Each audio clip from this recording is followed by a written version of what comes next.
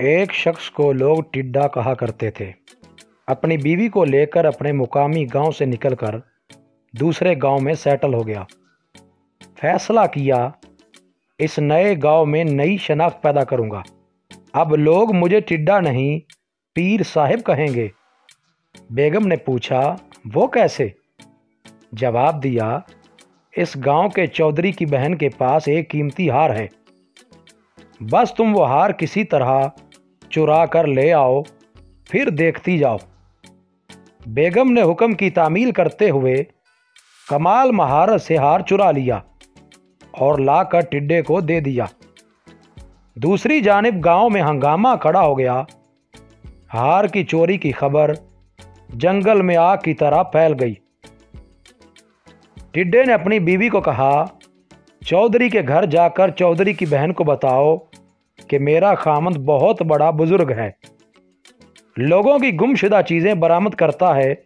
इस बात पर चौधरी अपने घराने और गांव वालों को साथ लेकर टिड्डे के यहाँ हाजिर हो गया और पीर साहिब से कहा, जी बताइए, हमारा हार कहाँ हो सकता है?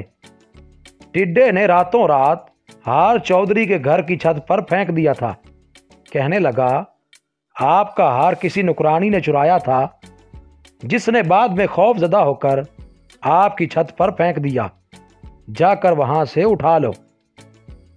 हार मिलने के बाद इस इब्तदाई करामत पर सारा गांव पीर साहिब का मुरीद हो गया। मगर चौधरी, जो अंधों में काना राजा था, उसे पीर साहिब खटकने लगे। चौधरी ने गांव वालों को समझाया कि यह शख्स मुझे फराडिया मालूम होता है, मगर गांव वाले इनकार करते रहे।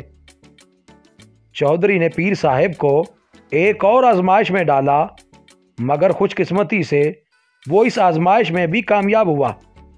लोगों ने चौधरी को समझाया कि अब बस करो, बुजुर्गों पर शक नहीं किया जाता।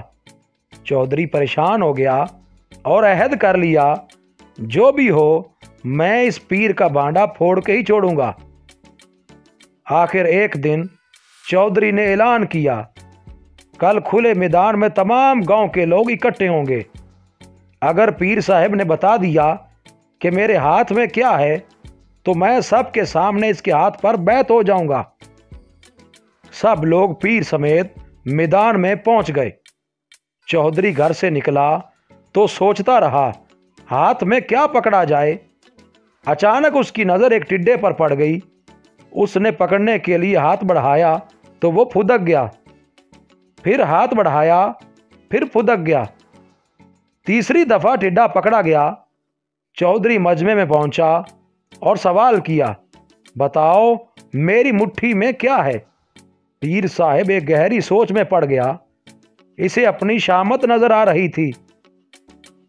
2 बार तो जैसे तैसे बच गया था, मगर इस बार बचना नामुमकिन था।